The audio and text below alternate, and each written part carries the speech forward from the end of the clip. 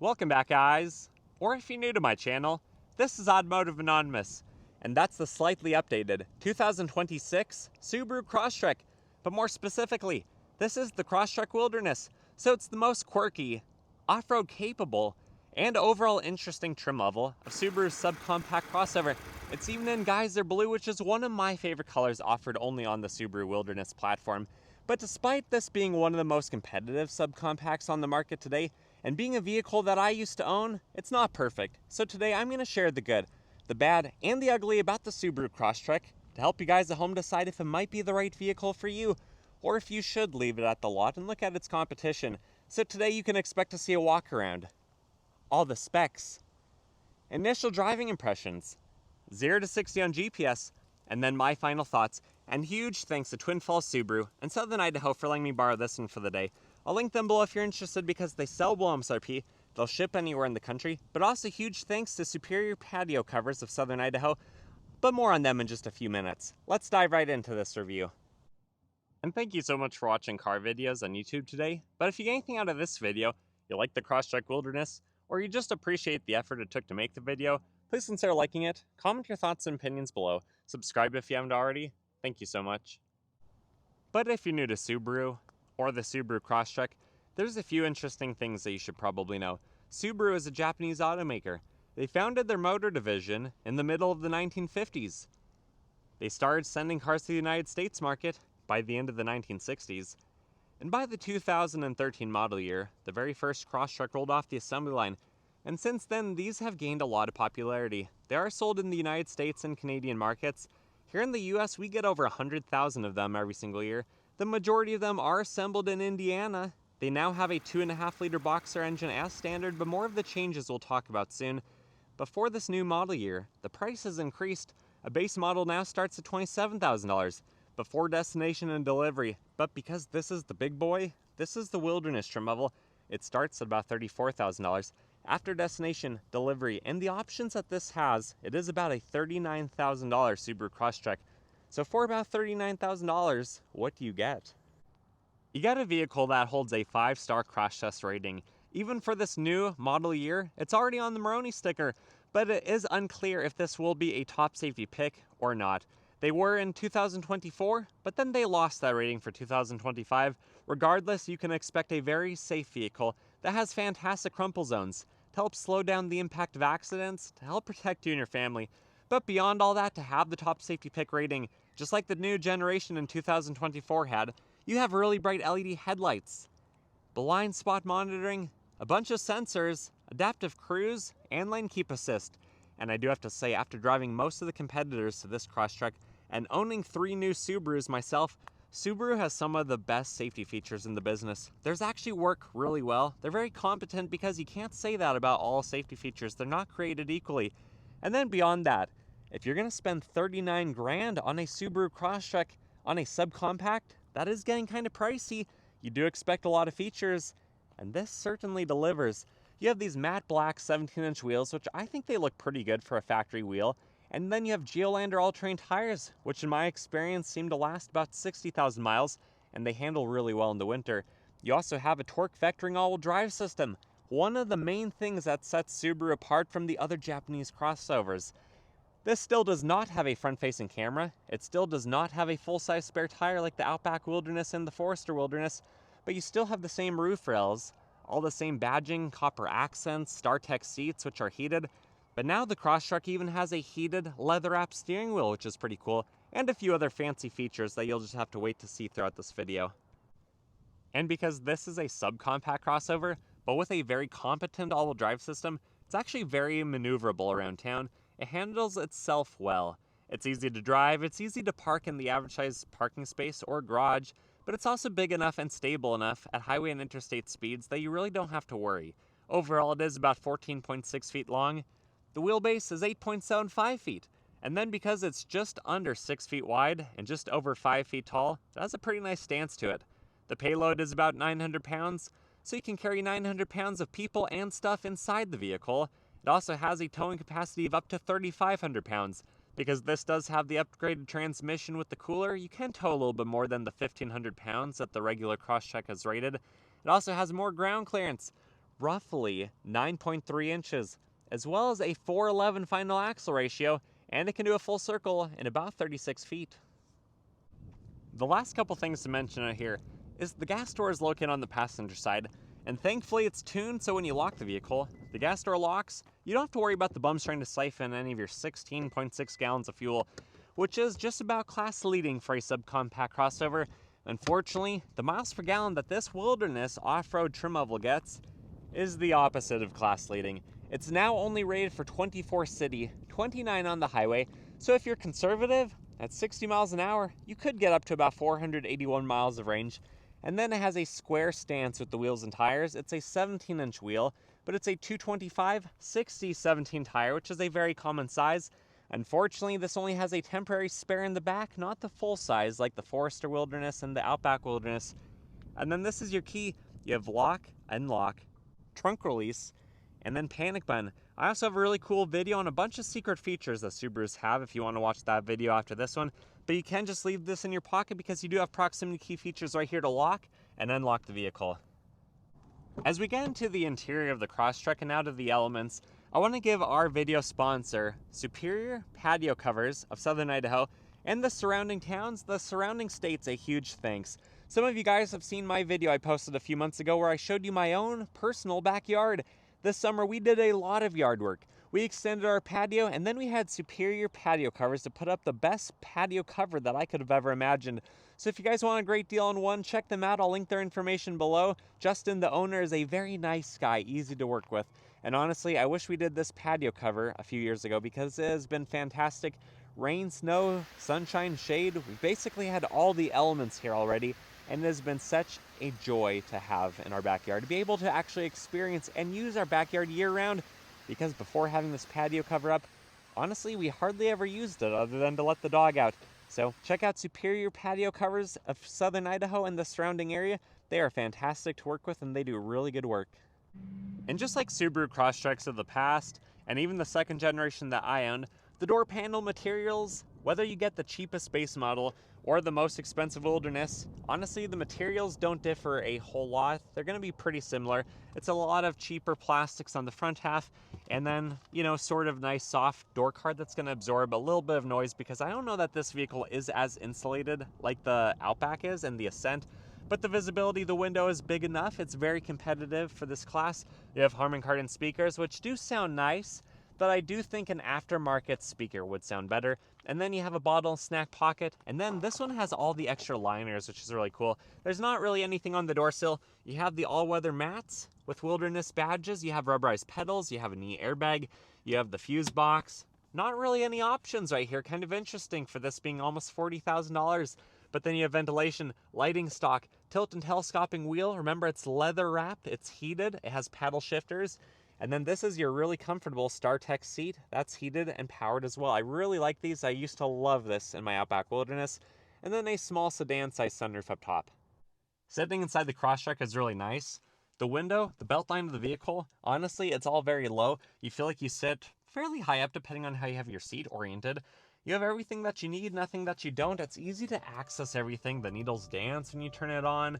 You have basically just analog gauges overall. This screen, the 11.6-inch screen, is also getting faster and better every single year. Honestly, the buttons that are already on display, they work a lot better than they do, I think, even in our 2025 Forester, so that's pretty cool. And then you have the backup camera. Clarity is still not very good, even on this new model year. You have your X modes in there you can access. Electronic parking brake, heated seats, you have cup holders, you have a 12 volt, some more storage from when this used to have a CD player on the old one. They really didn't design the center console for this new generation as a complete new unit. They really kind of reused what they used to have. And then this one has the HomeLink Compass auto dimming mirror system, and I love it. It's seriously such a good option package to have. And then LED lights. This has an extension piece right here and LED light. So not too bad. Good job, Subaru. Let's hop in the back and see how it compares. The back of the Subaru Crosstrek is actually a pretty nice place to be. For being a subcompact crossover, you have a very big opening. So it's easy to get child safety seats and dog kennels and cat kennels and llamas and bison and whatever else you want to cram in the back, all the kids, you can load them up pretty easily. The Moroni sticker does take up a lot of the window though. Some second row subcompacts are a little bit tighter. The windows are smaller like the Mazdas. Some of them are maybe just a hair bigger. I think the Hyundai Kona was maybe the biggest one I've tested lately.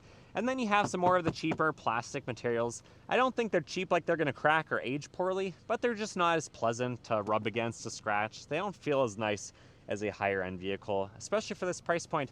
And then the seats lay nearly flat. You still have a lot of room in the footwell. Subarus somehow are awesome at maximizing the space. And then one of the changes for this new model year is instead of having the nub that you pull up, you now have a strap, and that's actually kind of cool. But sitting back here behind myself at 5'11", I have pretty good room in front of my knees. I have just a tiny bit of headroom. You can see there's a little bit of a hump where the sunroof goes into the roof, and then there's a hump right there. And I turned the HVAC up all the way because I want to see if I can feel air flowing down here because there aren't any vents on the console. And honestly, I can't feel anything right now. It's just a huge knock against the Subaru Crosstrek. Every vehicle with a spacious back seat should have vents to, cool down and heat up the passengers so that they're not going to suffer, because the front, the AC, you can tell it blows really hard, but it's going to take a while for it to work its way back here anyways. Let's hop out and I'll show you the hatch. I think the back of the Wilderness looks really good. It looks very aggressive, very muscular. You have the roof that angles down, the roof rails, the shark fin antenna. You have these very sharp, angular backup lights and brake lights. They're literally very bright because they're LED, but they're also physically pointy and sharp.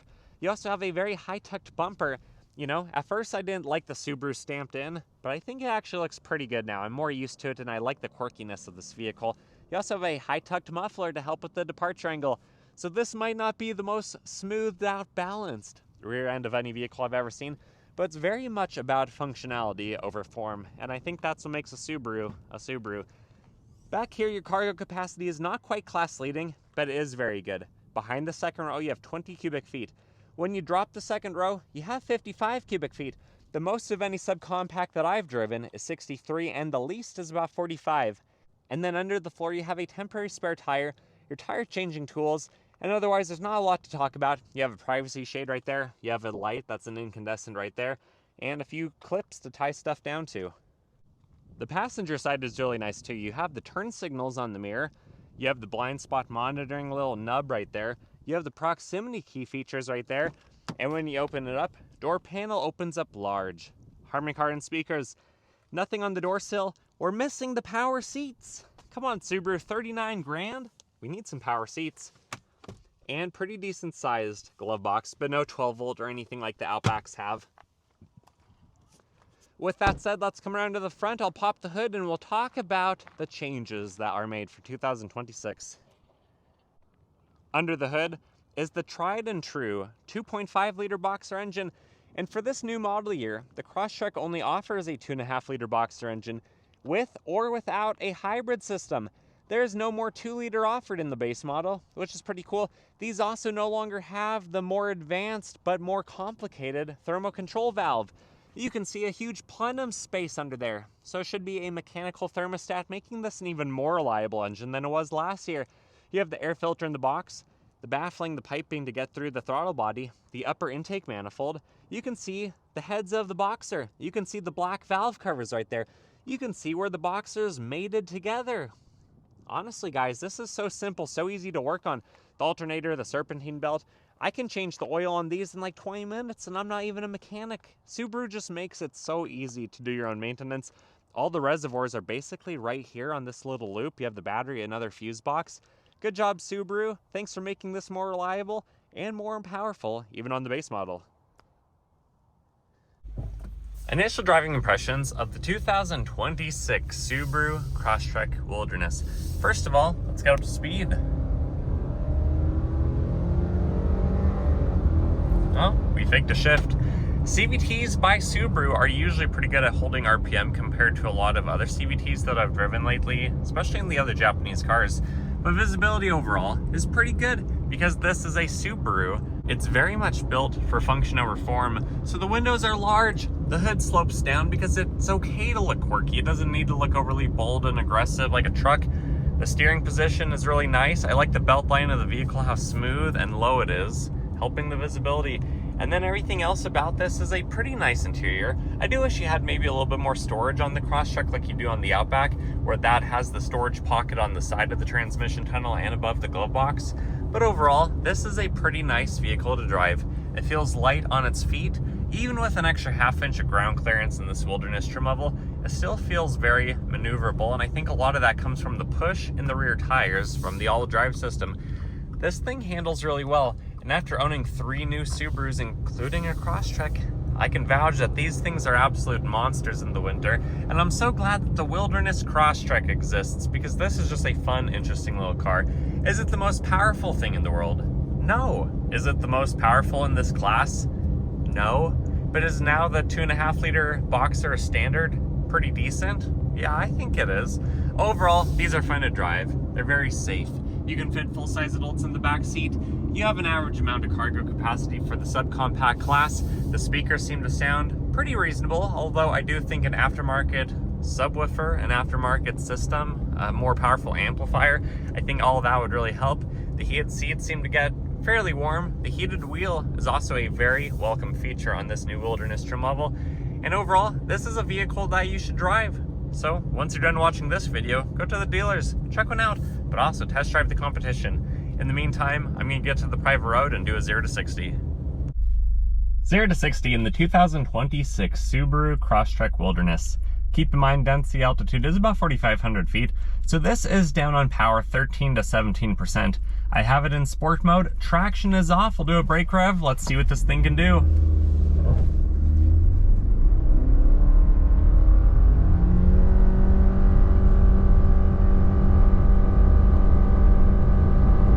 And true 0 to 60 came in at 8.83 seconds.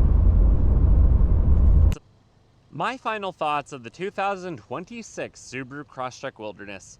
So honestly guys, I can't believe it's been between 5 and 7 years since I owned my Crosstrek for 2 years. These just keep getting a little bit better and better every single year, but with that comes the price point. This does cost about $11,000 more than I paid for my Crosstrek back in the day, something like that. But honestly, I think this is a very good vehicle. I'm so glad that Subaru offers such a quirky, unique, off-road capable vehicle. I feel like this resembles some of the crazy Subarus from the 80s. Honestly guys, I think this is going to age really well. But the question is it worth $39,000? Or should you check out the competition? Even the base model at $27,000, that's getting a little bit less competitive every single year compared to when these used to be about $20,000 brand new just a few years ago. So I'd love to hear your thoughts, your opinions, but overall, I think this is a fun vehicle. I have no concerns with the CVT, no concerns with the Boxer engine, no concerns with the all-wheel drive system. I've driven a lot of miles on the 3 Subarus that we have owned and testing hundreds of them out, and I've never had a single mechanical issue on any of them. I think these are fantastic vehicles. It's just the price point that you might need to decide if you can swallow that. But anyways, guys, what are your thoughts? What are your opinions? Remember, check out the Twin Falls Subaru for a fantastic discount. And if at some point you are looking for patio protection, check out Superior Patio Builders of Southern Idaho. They are awesome to work with, and thank you so much for watching until the end. See you guys.